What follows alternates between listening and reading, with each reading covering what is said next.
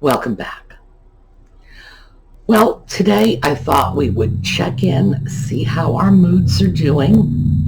We're going to follow up with our exercise in removing deep down stains from the vinyl of our Bitty Baby. And I thought we would follow up on my online purchasing of plates too. So, we'll be right back.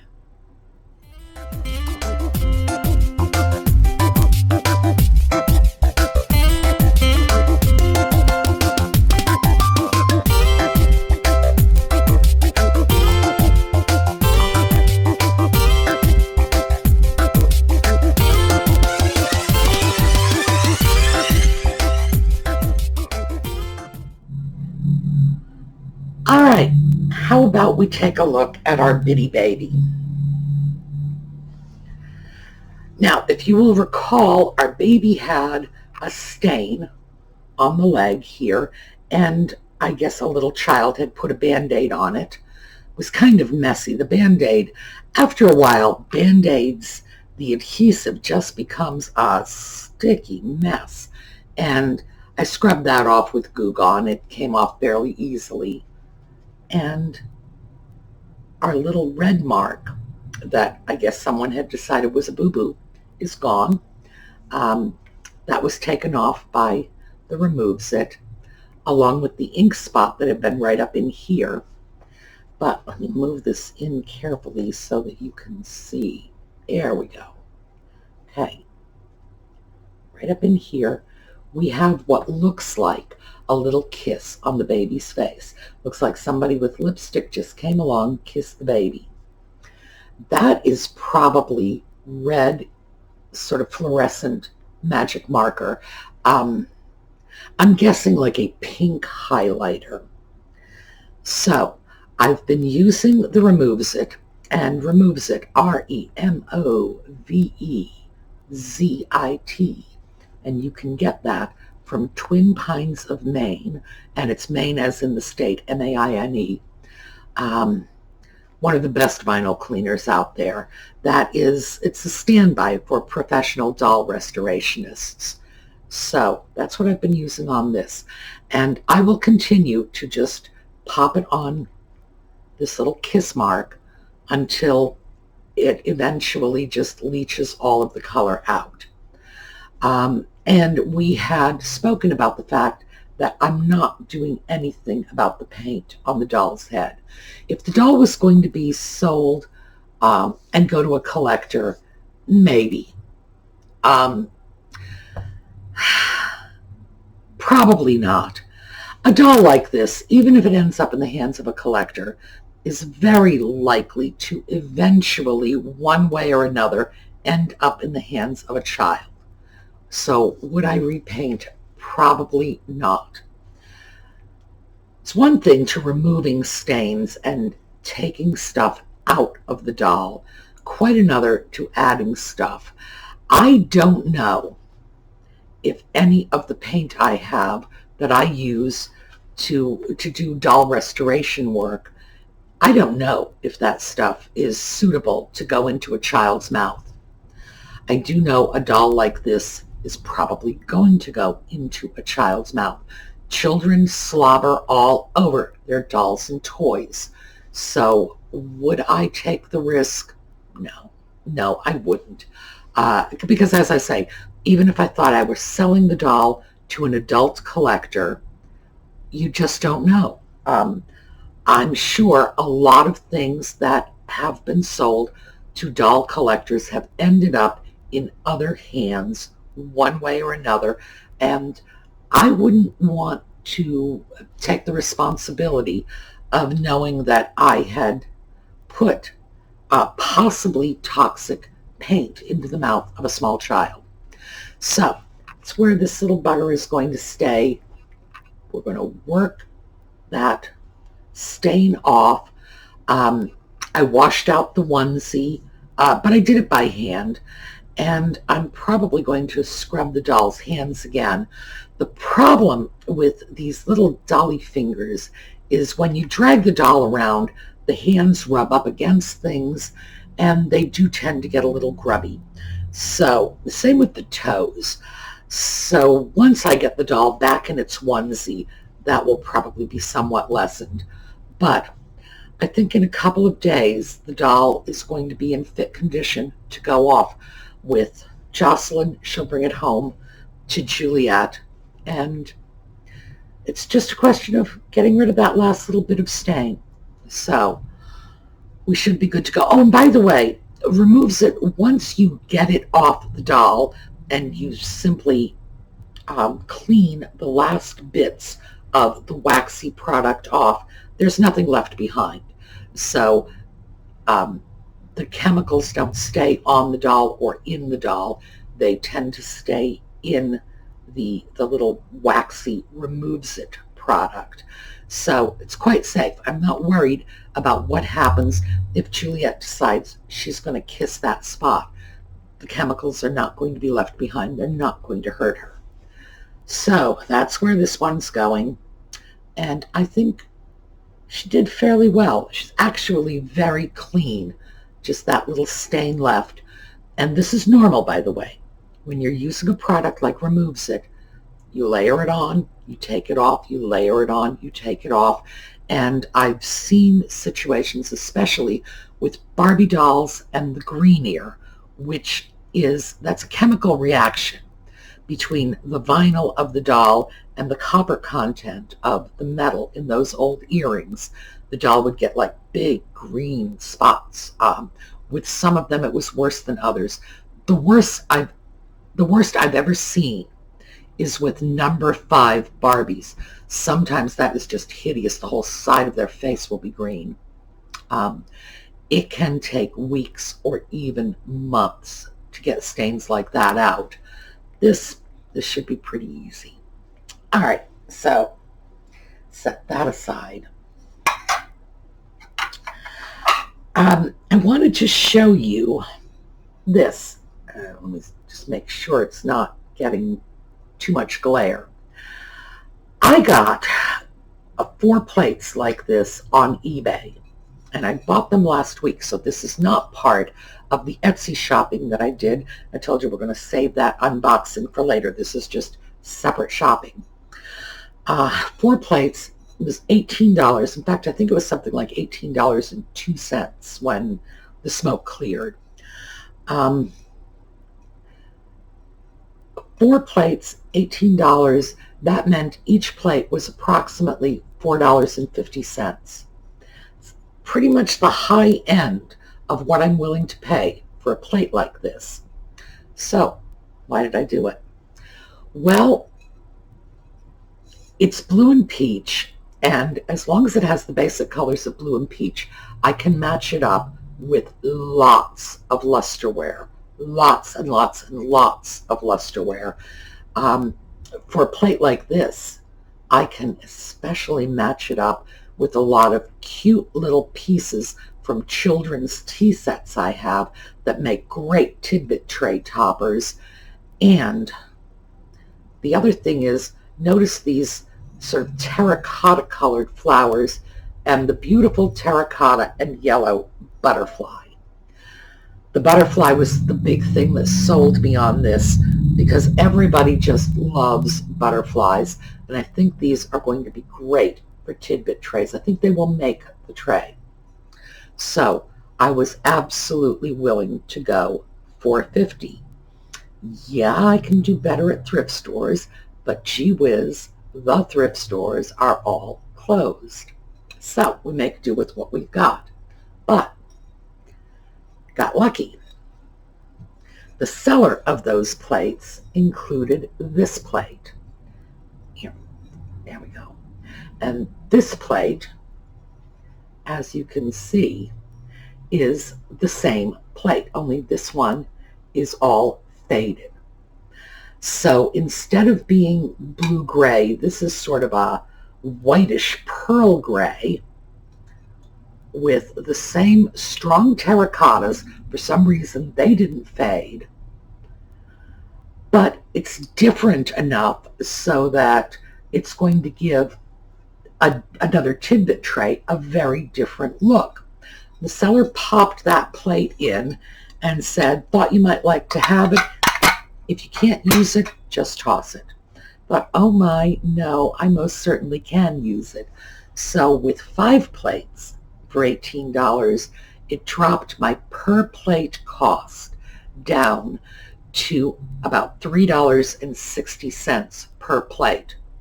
Not quite the $2 I'm shooting for. Now at the thrift stores, it's $1 I'm shooting for. But given the fact that we're buying online, $2 I'm considering a good bargain because shipping is involved. And these shipped out at $15. So I paid $2 for the plates, $15 for the shipping, and about $1 in taxes. It's unfortunate I wasn't doing the shipping because I could have gotten that shipping price down quite a lot. But still, I'm happy with it because, what's not to be happy? The seller gave me an extra plate. The extra plate works beautifully into my plans. Yay! So I just wanted to show you that the purchases I made from Etsy 2 days ago, it's not atypical. I can do that on eBay too. It's just that sometimes I'm not getting the same kind of bargain. I'm still getting bargains. It's just not quite as good as I would like. All right, so that's what I've been up to. So let's talk about what you've been up to. It's been a while since we've talked about how we're feeling, how we're doing, and I think we ought to just check back in. So how are we feeling? How are we doing? Are we sleeping well? And remember, sleeping too much, sleeping too little, getting up a lot, all of these can be signs of depression. Are we eating? Eating too much, eating too little, changes in weight. Again, these can be signs of depression. Symptoms that we would ordinarily consider symptoms of anxiety, being irritable, being edgy, just jumpy and jittery, can be signs of depression. If you are experiencing any sort of differences in your emotional state of well-being, probably the best way I can put it, call your doctor. See about getting some counseling. This is a difficult time for all of us. But remember, for some of us are just more susceptible than others. And we're all going to be hit at least a little bit by what's going on. We've got a worldwide pandemic. We are in lockdown. We can't go where we want to go. We can't do what we want to do. It's frustrating. Even things like let's go out to lunch with our friends is just not on the agenda anymore. And for many of us, that was our stress relief mechanism. So do not expect that you're going to walk away from this period without even a tiny emotional bump or bruise. I think we're all going to walk out of this a little battered. Some of us are going to be a little more battered than others. Some of us have probably walked into this with more issues on our plates. It's just that simple. Some of us are living alone right now. That's going to make the isolation much more difficult. Some of us are removed from our families. That's going to make this very difficult. When we are looking at folks who get strength from their church, nobody's going to church anymore. So remember, there's nothing to be ashamed of. If you are one of the people who are getting hit a little hard with this, don't just sit back and say, oh well, I'll be fine, I'll tough it out. and do not look around and say, oh, but I don't want to have to worry people who are busy dealing with a pandemic over my emotional issues. Do not do that. If you are not doing well, your issues are just as important as anyone else's. And do not think for one instant that because maybe you're just feeling a little depressed and those people are seriously ill. Oh no, don't do that to yourself. Don't. Just remember that if you are not doing well, you are as entitled to appropriate medical, psychological care as anyone else. Because the problem with women our age, and believe me, it is a problem with women our age, is we were socialized to put our own needs last. We were taught from the time we came out of the womb that everybody else was more important and we'll take care of them and we'll meet their needs and so on and so forth. And then if we have any energy left over at the end of the day, we'll deal with our own needs. Oh, my goodness. Are you taking time for yourself? You're so selfish. I can't believe that. You should be doing something for somebody else. No, please do not fall into that trap. Don't. If you are feeling impacted by what is going on, reach out. Get help. First place you should go, as always, is your family doctor. Talk to your doctor, get a referral for counseling, whatever your doctor thinks is appropriate. And remember, there are many, many levels of professional help you can get. There are psychiatrists who are medical doctors and can prescribe psychiatric medication. There are psychologists who generally deal with talk therapy, and it's very often in different types of talk therapy. People go through different schools of thought on this. So you can find someone who is a follower of Carl Rogers and they do it a certain way. Someone else who's a follower of Jung or Adler or whatever, and they all do things differently. Just keep in mind that it's relatively easy to find someone you're going to click with. And remember, there are so many resources. There are licensed social workers. By the way, they usually take third-party payments, which means your insurance will cover it.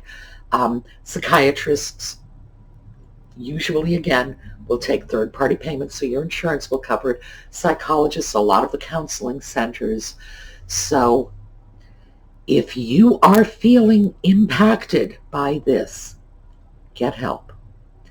If you are feeling like, oh, maybe I'm not really very impacted by it, I'm just starting to feel a little lonely, I'm just starting to feel the pressure of the situation,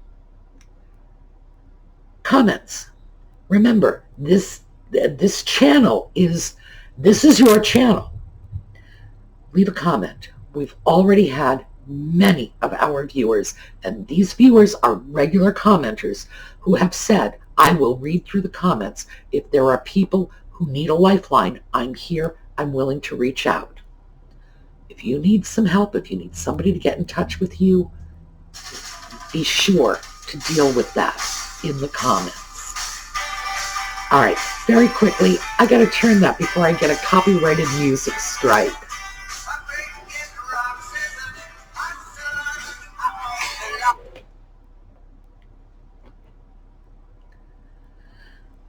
By the way, that song was I Fought the Law, and it was by the Bobby Fuller 4. See, if I turn this into education, they can't give me a copyright strike.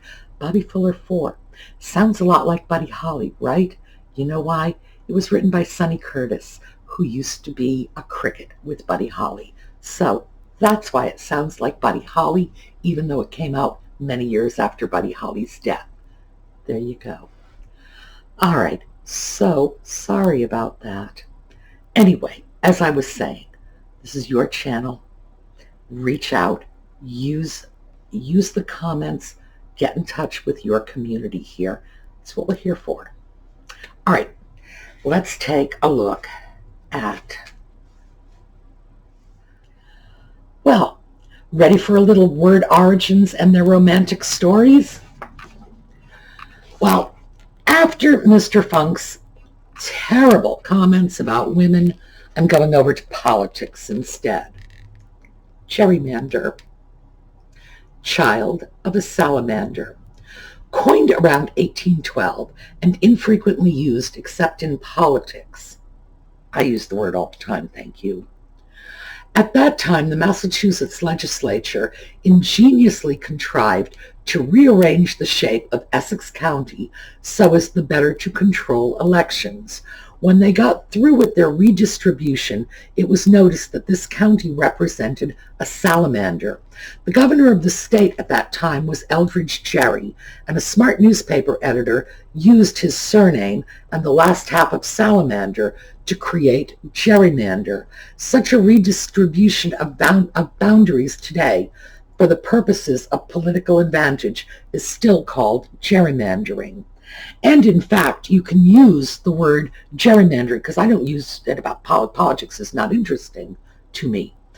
But gerrymandering can be used to indicate any sort of redistribution of assets that favor your own personal interests. So let's say Jocelyn and I went out to a thrift store, and we usually start at different sides. And if I had paid one of the thrift store employees $5 to move all the good stuff over to the side of the store I was going into first, that would be gerrymandering. I wouldn't do that, by the way. And I'd probably have to pay a lot more than $5 to get the people in the thrift store to cooperate. Governor. He directed a ship. When we speak of the ship of state, we are more accurate than we know, for to the Greeks, their word kybernou meant to direct a ship. And also, even in those days, it had a figurative meaning to direct the ship of state. Kybernou isn't too far in sound from governor. The Romans borrowed the word as guberno, passed it on to the French, and then crossed the channel to England as governor. The President of the United States, however, is actually a presiding officer, for the word president comes from Latin, presidio, to sit in front of or to protect. And the Premier of England should really be the first and topmost citizen of his country, because Premier is from the Latin word primarius, which means belonging to the first rank. The Tsar is another story, for it traces back to the old Slavic word Caesare, which obviously owes its beginning to Caesar, the name of the Roman emperors. The title Tsar was first used in Russia in the 15th century and adopted as his official title by Ivan the Terrible in 1547. Inaugurate. They studied the birds first. In modern days, when we inaugurate a president, we induct him into the office with solemn and suitable ceremonies. But in olden times, such important affairs were not left to chance. The Latin word inauguratus splits up into in, meaning in, augur, diviner. The augurs and prophets of those days studied the flights and habits of birds, and from their findings told the emperors and governors what the future held in store, and the advice of the soothsayers usually followed. The Emperor Claudius, however, became impatient during the Punic Wars. When the sacred birds refused to come out of their cage, he tossed them into the sea, declaring, if they won't eat, they must drink. In modern days, our presidents and governors receive no help from the diviners when they are inaugurated and forced to take their own chances. Actually, that's not so. There have been at least 2 presidents that I know of who have scheduled their inaugurations after consulting astrologers. So, interesting, huh? Lobby began as an arbor. The word lobby that describes the operations of the political pressure groups in Washington shows us that some words have moved from German to Latin to English. Odd. We are wont to believe that Latin is always original in its contributions, but in Old High German, a Laube meant a shelter of foliage. This term entered the Latin of the Middle Ages as lobia, and in the 16th century was adopted by the English as lobby, a covered walk, which meaning was modified to a passage or anteroom. In 1640, it was first applied to the anteroom of the House of Commons, and here the lobby began and the lobbyist went to work. So, I think we've had a rather nice batch of words. Now, once again, please remember, we're here if you need us. Meantime, have a great day. See y'all tomorrow.